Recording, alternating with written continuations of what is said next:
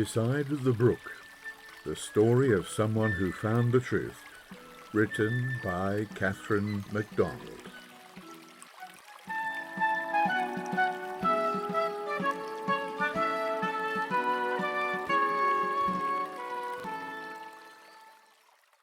Chapter 18. My son is yet alive. Mrs. Broom's shopping took longer than she expected. An hour passed before she had half finished, and meanwhile Teddy, having enjoyed a doze, was wide awake, watching the procession of fluffy clouds passing the window, his heart full of peace and joy. Though weak in body, he was strong in spirit. The feeling of humiliation over his dependence on the goodness of friends had given place to assurance that in coming to them he had done right. One must believe in the sincerity of those who enjoy doing good, mused the old man. I should enjoy that myself, and there is one way whereby I can do them good. I can seek in prayer the Lord's blessing on them. Quick footsteps came up the path. A knock sounded on the door, followed by a pause. It was no use for Teddy to call out, for his voice would not be heard downstairs, so he waited.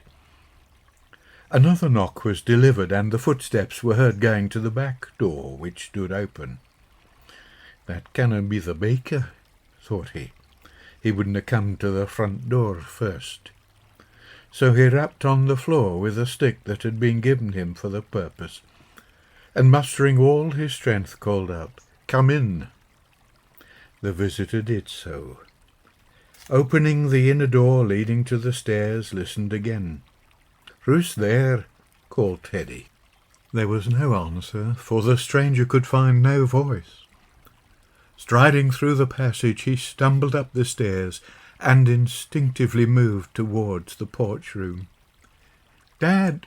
Dad!" he cried, rushing to the startled figure half raised in the bed. "Thank God, I've found you at last." And then he began to weep. Teddy, dazed into speechlessness, closed his eyes. Was this some dream connected with his illness? The room seemed to fade out, but this firm grasp was something real. He opened his eyes again. "John." "Yes, it's John, my own bairn, come back to me." And then he too broke down and wept.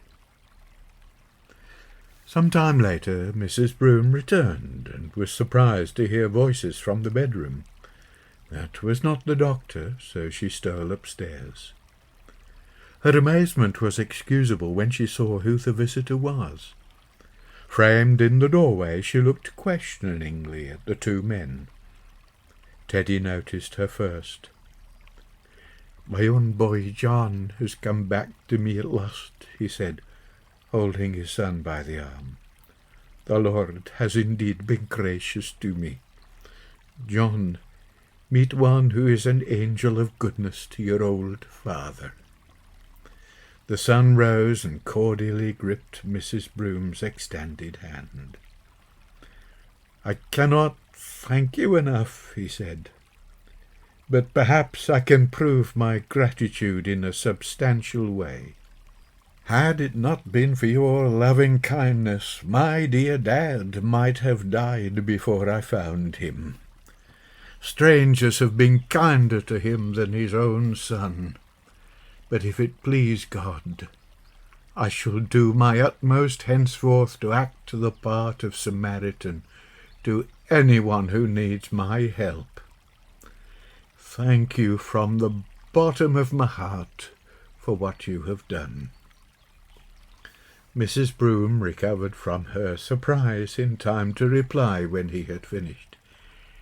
"It's a joy to look after him. I feel that your father has brought a blessing with him to our home, so that the gratitude is mutual. You will understand later what I mean. Meanwhile, We must celebrate this wonderful day in a wonderful manner." And she hurried downstairs to see what special delicacies her larder offered. What a joyous party assembled in the small bedroom that afternoon, for Teddy insisted that everybody should partake of his joy. Big John, with careful manipulation, transferred a big table into the small bedroom, and though the seats were crammed against the wall, and nobody once seated could move except Mother and Peggy, who helped her, no one minded. Father was as thrilled as little John to entertain a real Australian sheep farmer. "Are you going to stay with us?" the boy managed to ask during a short pause in the conversation. "I've arranged with Dad to stay a while in the shieling," replied Big John. "But in a month or two I'll have to be off to the other side of the world. We have a lot more arranging to do before that, however." "Have you any boys and girls?" asked Peggy, who was interested in families. "2 boys and a girl just like you," replied the guest. "But Mary is the youngest. Robert is 14, Alan 12, and their sister a bonny little lass of 8. Dad has a picture of them." Teddy, who had slipped the photograph under his pillow, now produced it with trembling hands. "It's as if they were all born today," he chuckled as the portrait of his 3 healthy and happy grandchildren was passed round amidst general admiration. "And here's their mother," he added, sending a picture of a kind and pleasant-looking woman into circulation on the tail of the other one. Teddy had eaten nothing, not even the thinnest slice of bread and butter spread with the honey he enjoyed so much. His sunken cheeks flushed with colour, his brown eyes sparkled with a kind of fire. "What is the date?" he asked. "February the 3rd, a notable birthday. A son, a daughter, and 3 grandchildren born to me in a day. For John, lad, I thought you must be dead, and me alone in the world." "Surely not alone with us about you," Mother reminded him. "You understand what I mean," said the old shepherd, turning on her with a radiant smile. "I feel like the patriarch Jacob when he found Joseph. I have seen my son before I die. But I haven't been like Joseph," said his son quietly. The tea party cleared away. The shepherd and his son were left in the twilight.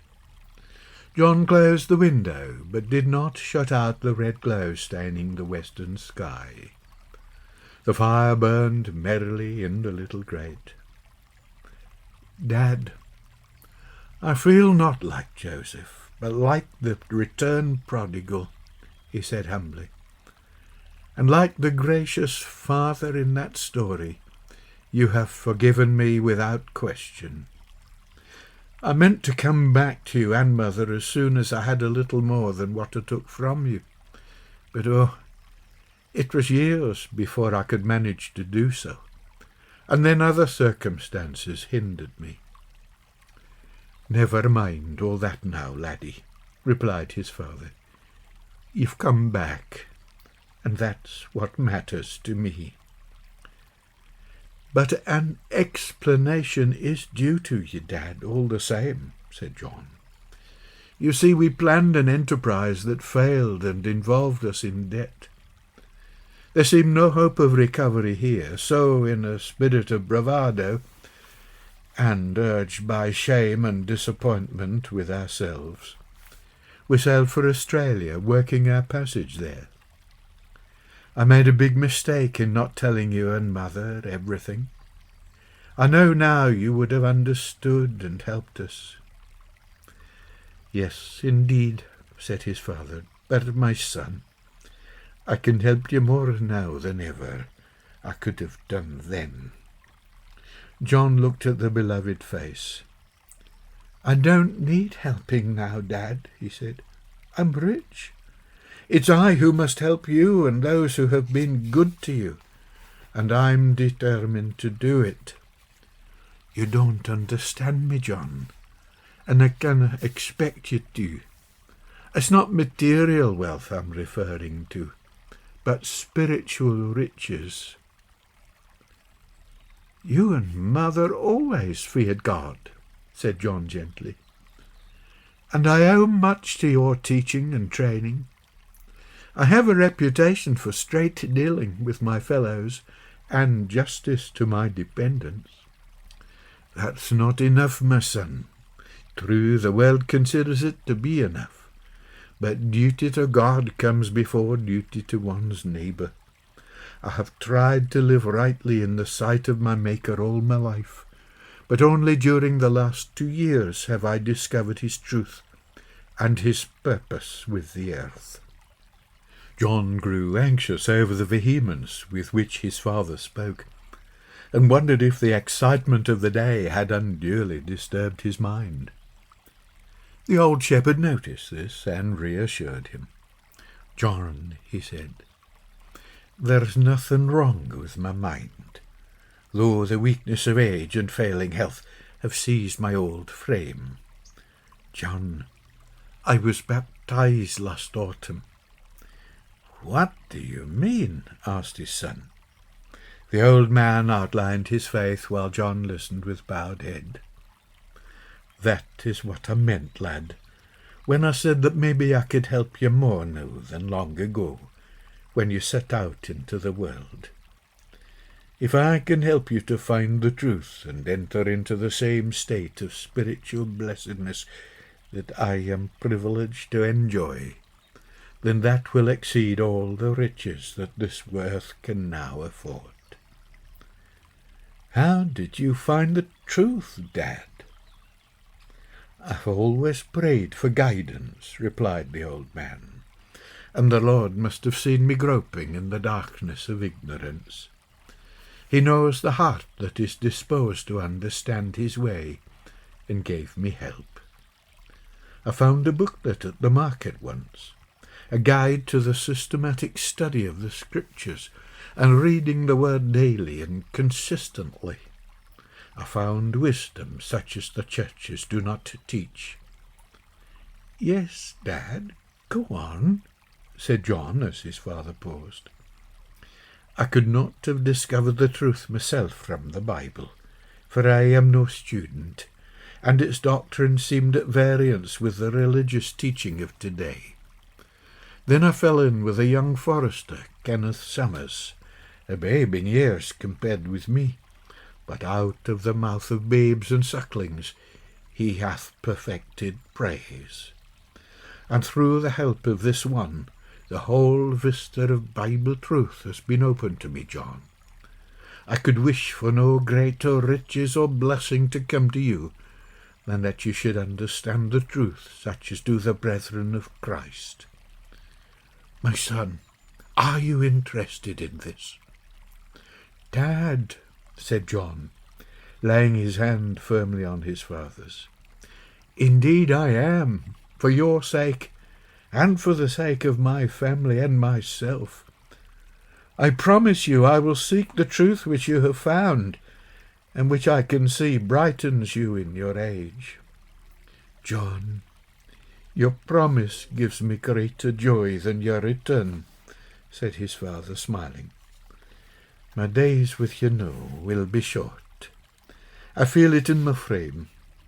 But if you find the truth and embrace it, our days will be long in the land that our Lord our God will give us, for we shall put our lives in the way of eternal blessedness on earth.